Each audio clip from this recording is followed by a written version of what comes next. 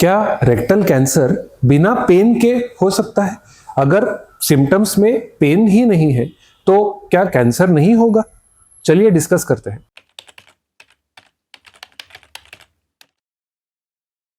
नमस्ते, मैं doctor Aditya Kulkarni, gastro and cancer specialist, oasis clinic Pune में प्रैक्टिस करता हूं और मेरा एरिया ऑफ इंटरेस्ट है डाइजेस्टिव सिस्टम के पेट में पाए जाने वाले कैंसर्स और अदर डिसीज कंडीशंस और उसकी लेप्रोस्कोपिक और रोबोटिक सक्सेसफुल सर्जिकल ट्रीटमेंट।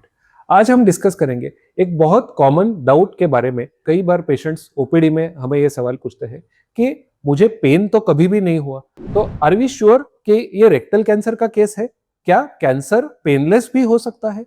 और इसका आंसर जो है हम आज डिटेल में डिस्कस करेंगे। तो कॉमन बिलीफ ये है कि अगर पेन नहीं है तो कैंसर नहीं हो सकता, बट ये बहुत बड़ा मिसकंसेप्शन है। ये एक मिथ है कि कैंसर पेनलेस नहीं हो सकता है। तो हम डिस्कस करेंगे आज कि रेक्टल कैंसर में क्या सिम्टम्स होते हैं, क्या पेन हमेशा होना जरूरी होता है, क्या ये पेनलेस हो सकता है, और कौन से सिम्टम्स को बिल्कुल भी इग्नोर नहीं करना चाहिए। रेक्टल कैंसर में पेन के मैकेनिज्म्स कैसे होते हैं, पेन कब आता है, अर्ली स्टेज में आता है या लेट स्टेज में आता है, ये भी हम देखेंगे कि इसके साथ साथ और कौन से सिम्टम्स को हमें देखना चाहिए। और लास्ट में हम ये भी डिस्कस करेंगे कि रेक्टल कैंसर और पाइल्स को कैसे डिफरेंशिएट किया जाए, बिकॉज मैंने क्लिनिक में जितने भी पेशेंट्स देखे हैं उसमें से majority of the patients rectal cancer को पाइल्स समझकर उसकी अपनी सेल्फ ट्रीटमेंट या किसी लोकल डॉक्टर से नॉर्मल ट्रीटमेंट करवा रहे थे, जिससे कि उनका कैंसर धीरे धीरे बढ़ता जा रहा था। तो सबसे पहले हम डिस्कस करते हैं कि रेक्टल कैंसर में क्या पेन होना हमेशा जरूरी होता है। तो the answer my friends is no. ऐसा जरूरी नहीं है कि अगर आपको पेन नहीं है तो you are not going to get a rectal cancer. Cancer in fact earlier stages में हमेशा पेन कॉज नहीं करता है। It is a painless condition. अगर रेक्टम का जो कैंसर है वो यूजुअली उसकी शुरुआत रेक्टम के अंदर के लाइनिंग से होती है और for the first initial stages ये धीरे धीरे विदाउट एनी सिम्टम्स बढ़ता जाता है और इसमें पेन होना बिल्कुल भी पॉसिबल नहीं होता है, क्योंकि ये अंदर के लेयर्स में है और जो नर्व्स होते हैं वो थोड़े बाहर के लेयर्स में होते हैं। अगर ट्यूमर छोटा है तो अल्सरेशन यानी कि उसके ऊपर छाला या फिर इन्फेक्शन या परफोरेशन भी नहीं कॉज करता है। तो इसकी वजह से जो पेन प्रोड्यूस करने वाली जो मैकेनिज्म्स है वो एक्टिवेट ही नहीं होते हैं और इसकी वजह से इनिशियल स्टेजेस में cancer can be absolutely painless. तो पेन कब कॉज होता है और क्यों कॉज होता है?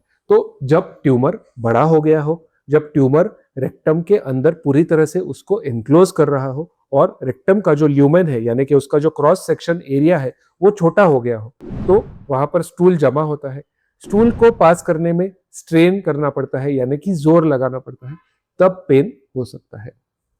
कैंसर के सरफेस के ऊपर, ट्यूमर के सरफेस के ऊपर जब कोई छाला बनता है, स्पेशली अगर हार्ड स्टूल्स हो और वो स्टूल्स उसको घिस के निकल जाते हैं, तो वहां पे छाला बन सकता है और उस छाले की वजह से पेन हो सकता है। So that is the second mechanism. Third mechanism is कि ट्यूमर रेक्टम की वॉल को पेनिट्रेट करके बाहर तक पहुंच गया है और वो नर्व्स को अफेक्ट कर रहा है। So this is the third mechanism, जिसका मतलब होता है कि ये ट्यूमर ऑलरेडी एक एडवांस्ड स्टेज में पहुंच गया है। और फोर्थ मैकेनिज्म है कि रेक्टम के बाहर जाकर ये कुछ सराउंडिंग स्ट्रक्चर्स को इन्वॉल्व कर रहा है, जैसे कि फीमेल्स में वजाइना यानी कि पोस्टीरियर वो जो वजाइना की वॉल होती है, या फिर मेल्स में प्रोस्टेट। इनको जब वो इन्वॉल्व करता है तो वो उन सिम्टम्स को प्रोड्यूस करता है जो उस ऑर्गन के हो, जैसे कि अगर प्रोस्टेट को इन्वॉल्व करता है तो यूरिनरी सिम्टम्स और स्टूल और यूरिन पास करने में पेन होना, ये कुछ सिम्टम्स ये प्रोड्यूस करता है। तो after understanding the mechanism it is very easy to understand कि अर्ली स्टेज में जब ये सारी चीजें प्रेजेंट ना हो तो rectum cancer can present as a painless symptoms. बिल्कुल भी पेन नहीं होता है और पता भी नहीं चलता है कि धीरे धीरे वो ट्यूमर अंदर ग्रो कर रहा है।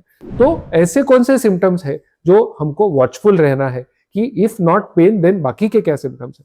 तो the first symptom is change in the bowel habits. अगर आप दिन में 1 या 2 बार स्टूल पास कर रहे हैं और अचानक से आपको 4-5 बार स्टूल पास करना पड़ रहा है, या फिर कभी कभार अगर 2 या 3 दिन में 1 बार स्टूल पास हो रहा है, तो any change in the bowel habits जो 2 या 3 हफ्ते से ज्यादा चल रहा है, this is one of the most important symptoms. Second symptom जो होता है वो रेक्टल ब्लीडिंग, यानी कि स्टूल पास करते टाइम ब्लड जाना या फिर स्टूल के साथ में मिक्स होकर ब्लड जाना। थर्ड इंपॉर्टेंट इज कि बार बार मोशन पास करने का सेंसेशन होना और मोशन पास करने के बाद भी ऐसा फीलिंग होना कि अभी मोशन पूरी तरह से क्लियर आउट नहीं हुआ है, तो बार बार टॉयलेट पर जाकर बैठने की इच्छा होती है। नंबर 4, एब्डोमेन का ब्लोटेड होना, यानी कि पेट में सूजन होना, बेली ब्लोटेड लगना, पूरी तरह से पेट साफ नहीं हुआ है, ये सेंसेशन होना। स्टूल ब्लैक कलर का आना, काले कलर का या डार्क कलर का अगर स्टूल आ रहा है या फिर डार्क मरून कलर का स्टूल आ रहा है, तो again this can be a symptom of rectal bleeding. और जब इतना सारा ब्लीडिंग होता है कि हीमोग्लोबिन का लेवल भी डाउन होता है, तो थकावट महसूस होना, फटीग महसूस होना, ये भी कुछ कॉमन सिम्टम्स है जो हम देख सकते हैं। तो these are the simple symptoms of rectal cancer जो हमें वॉच आउट करना चाहिए कि अगर ये सिम्टम, इनमें से कोई भी सिम्टम अगर आपको 2 से 3 हफ्ते से ज्यादा है, तो डेफिनेटली जाकर गैस्ट्रोएंटरोलॉजिस्ट को या गैस्ट्रो कैंसर स्पेशलिस्ट को दिखाकर रूल आउट करना चाहिए कि this is not a rectal cancer. और पाइल्स समझकर कई बार इन सिम्टम्स को निग्लेक्ट किया जाता है, कुछ लोकल दवाई मेडिकल में जाकर या लोकल डॉक्टर के पास जाकर हम लेते हैं, तो this is very dangerous because ये एक एक्चुअली अर्ली रेक्टल कैंसर है जिसे हम मिस आउट करके आगे की स्टेज में जाकर ये एडवांस डिसीज हो जाता है, फिर इसकी ट्रीटमेंट और कॉम्प्लेक्स होते जाती है। तो this should never never be ignored. Unfortunately आज के डेट में जितने भी मरीज हम मैक्सिमम ओपीडी में देखते हैं जो एडवांस रेक्टल कैंसर के होते हैं, इनके सिम्टम्स 5 या 6 महीने से चल रहे होते हैं और इसको धीरे धीरे धीरे निग्लेक्ट करके, इग्नोर करके, या फिर डर की वजह से कि क्या निकल जाए, कैंसर ना निकल जाए, इसको इग्नोर किया जाता है और आगे जाकर ये छोटी चीज बहुत बड़ी बन जाती है। तो इसे इग्नोर नहीं करना चाहिए। लास्टली, रेक्टल कैंसर और पाइल्स के बारे में अगर हम बात करें, तो पाइल्स का जो ब्लीडिंग होता है वो कम ज्यादा होता है, फ्लक्चुएट होता है और मोशन के एंड में फ्रेश ब्राइट रेड ब्लड दिखता है। और इसके साथ साथ पेशेंट्स ये भी बताते हैं कि जब भी कॉन्स्टिपेशन होता है वो तकलीफ ज्यादा बढ़ती है, बट रेक्टल कैंसर की जो तकलीफ है वो एक स्टेडी रहती है, ये कम ज्यादा नहीं होती, ये धीरे धीरे धीरे सीवियरिटी इसकी बढ़ती जाती है। ये स्टूल के साथ मिक्स होकर भी आ सकता है और इसमें बहुत बार पेनलेस हो सकता है, जबकि पाइल्स में जब भी बहुत ज्यादा स्वेलिंग होती है, पाइल्स होता है, तो कई बार ये माइल्ड डिस्कम्फर्ट या पेन जरूर प्रोड्यूस करेगा। But as I said, it's not 100%। Piles और रेक्टल कैंसर कई बार कंफ्यूज करता है, डिफरेंशिएट करना सिर्फ स्पेशलिस्ट को पॉसिबल होता है, तो please make sure you consult a specialist for any such kind of problems. आज के वीडियो में हमने ये जाना कि rectal cancer can be painless in the initial stages of the presentation. It is not necessary कि अगर आपको पेन नहीं है तो रेक्टल कैंसर से आप सफर नहीं कर रहे हैं। तो please don't neglect, please don't ignore, please get yourself checked out अगर आपको any symptom which is more than 2 to 3 weeks अगर हो रहा हो तो।